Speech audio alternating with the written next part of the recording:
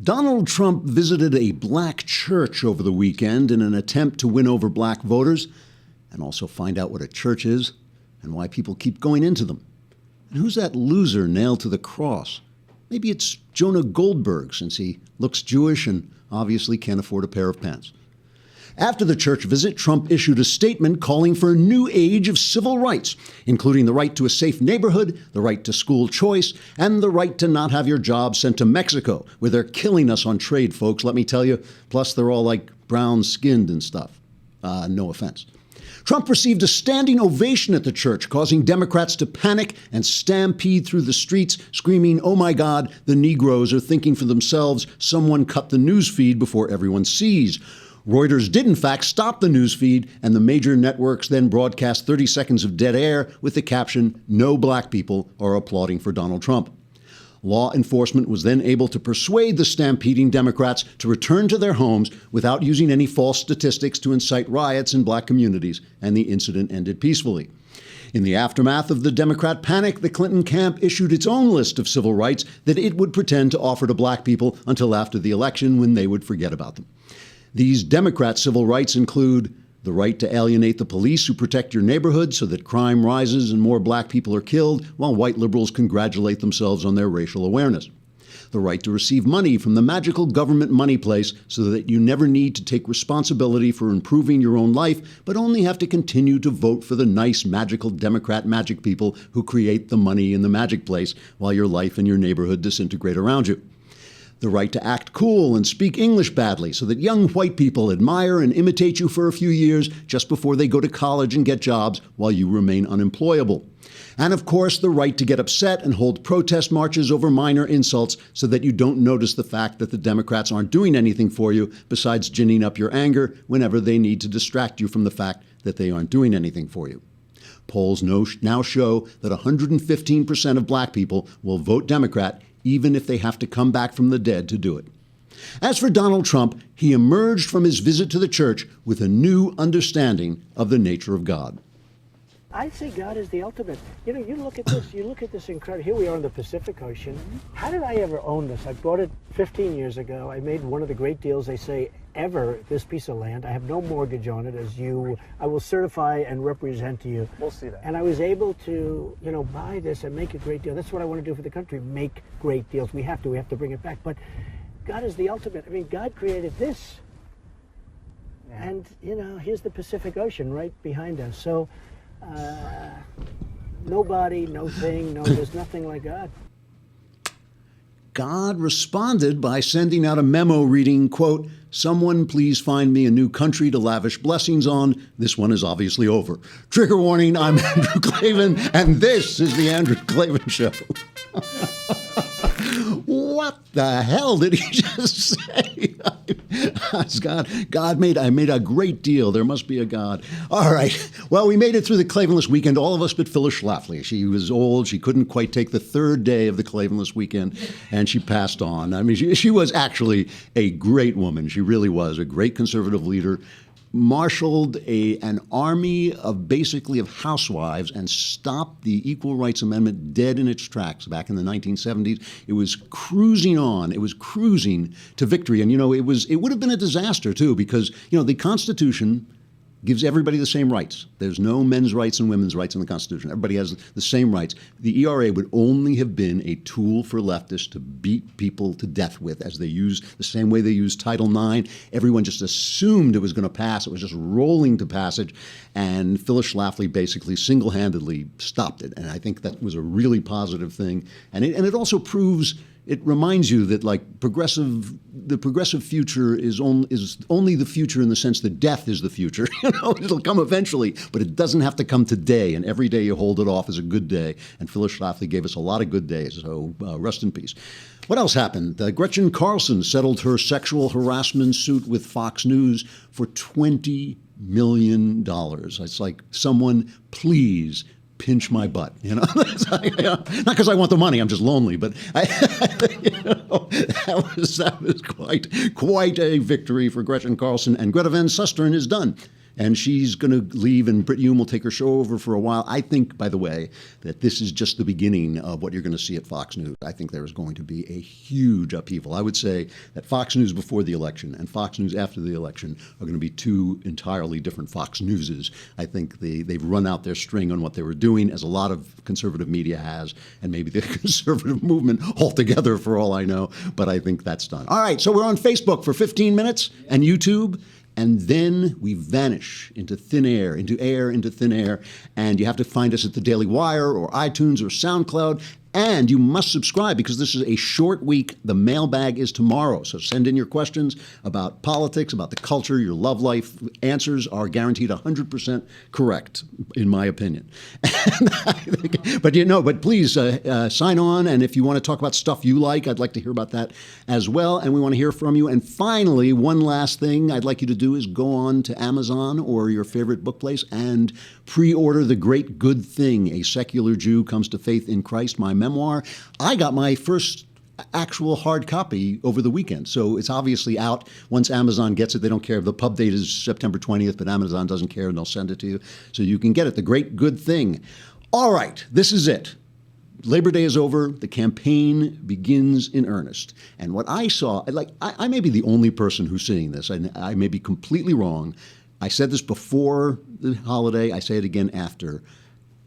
Trump is on a roll. I think he's on a roll. I mean, I'm calling the show Liar, Liar versus Trump on Fire, okay? Because I think on the one hand, Hillary gets buried under this avalanche. And, this is what they call a news dump. Friday before the long weekend, they know everybody's on vacation, nobody's paying attention. That's when the FBI dumps all the Hillary stuff. So we'll get back to that in a minute. But let me just say for a minute where I am standing right now. And the reason I want to tell you this is because now we're getting into the meat of it. This is the last 8 weeks or whatever of the campaign.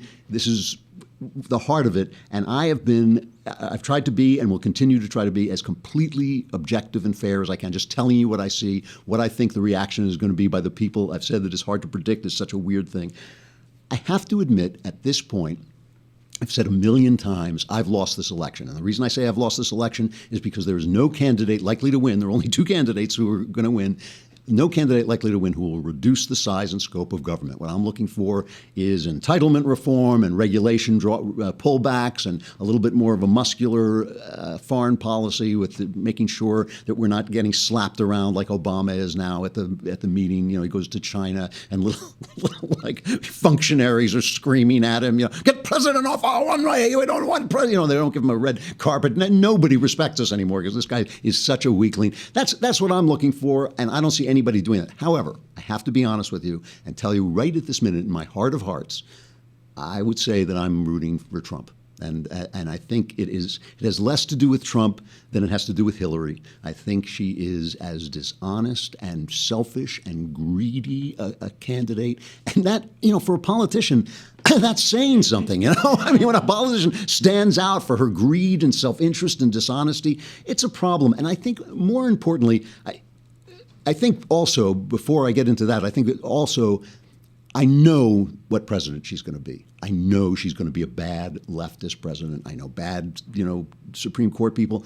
Trump, I think, is going to be a bad president. I think, there's a good chance he's going to do a lot of stupid things.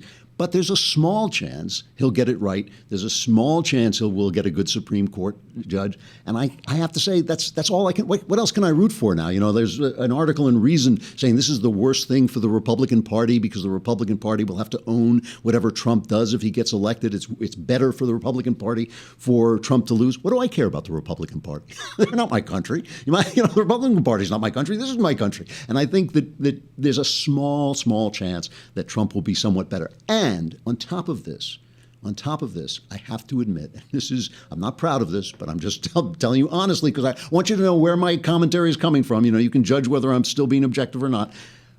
I want to see the status quo.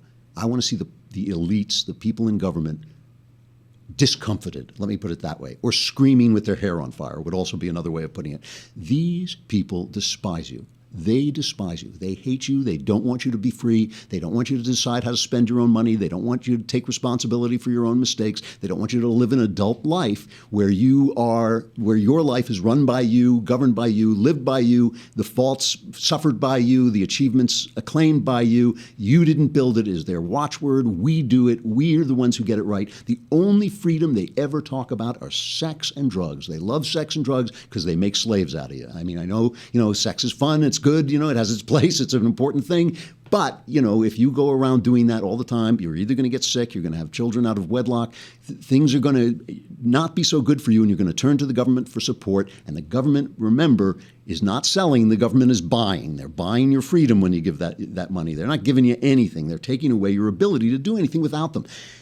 We talk a lot about George Soros. Everybody talks about this guy sitting on his money bags like Scrooge McDuck, deciding how you should spend your money while he protects his money from taxes, which he does, by the way, all the time. But they're all George Soros. All of these people. The IRS, the State Department. Here's the thing about this dump that came out from Hillary Clinton. It was the FBI dumping what their interview with her was like, and it was embarrassing. I mean, the news keeps saying, well, nothing new here, but there was something new. There was new stuff. She said she had a private server, email server, because she only wanted one device. Turned out she had 15 devices, and when she stopped using them, she would send an aide out to smash it with a hammer.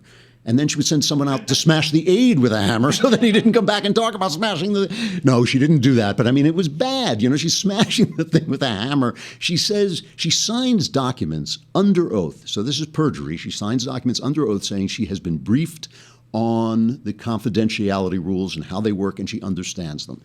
To her, that's like signing the iTunes agreement. In the iTunes agreement, they could put in, we get your firstborn child. Yeah, great. Just give me the music. Give me the music. I just want the, so she was signing it like that. Then she says, well, there was a big C in front of this, but I didn't know it meant classified or confidential. I just thought it was a C. It's like, I thought maybe it was the vitamin that went into that piece of information. She talked about that she'd had a concussion and all this stuff. And Bill McGurn in the Wall Street Journal made a really excellent point. He had a column where he says, it isn't so much that Mrs. Clinton set up a personal server so she would not be accountable the way normal political appointees are held accountable. It's that no one in government stopped her. It's all of them. That's what I'm saying. That's what I'm saying about Donald Trump. It's all these people. They despise you. They don't think anything. Remember when they were shoving Obamacare down our throats, and they'd go to these town halls, and the looks on their faces when people dared to object, like, what are you saying? You can't talk to me. I'm a politician. These are the guys that drive me crazy. McGurn goes on. He says, no one in government stopped her. The Inspector General's report notes that when two IT officers expressed their concern in 2010 that Clinton's private email system meant federal records were not being preserved, they were told, quote, never to speak of the secretary's personal email system again. So two schlubs who hadn't gotten the word, two IT guys, came out and said, isn't this a problem? Shut up. Shut up. You're not the elite. As a result, when the American people finally learned about Mrs. Clinton's use of private email for public business, it wasn't because of a functioning civil service. It was because of a hacker. And it wasn't because of a functioning media either, because they're the same people.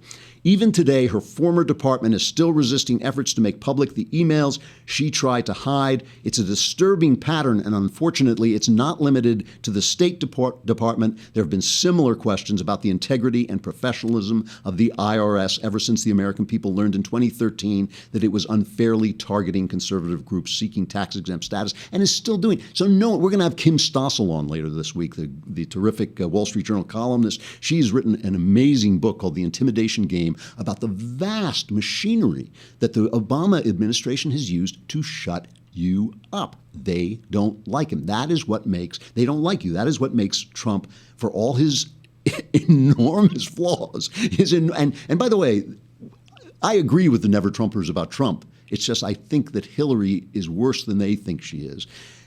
This is what makes him attractive. It makes him attractive because we just want to take these people and slap them around like they're doing in Germany right now. Merkel's party is losing to this populist parties. And look, there's a lot of danger in these populist parties. They can lead to fascism. They can lead to another kind of tyranny. But I understand you cannot rule a free people. You're supposed to govern a free people. And these people have lost their way. All right, we have already run out the first 15 minutes, so I've got to say, and the show is just beginning, so come on over to the Daily Wire and hear the rest.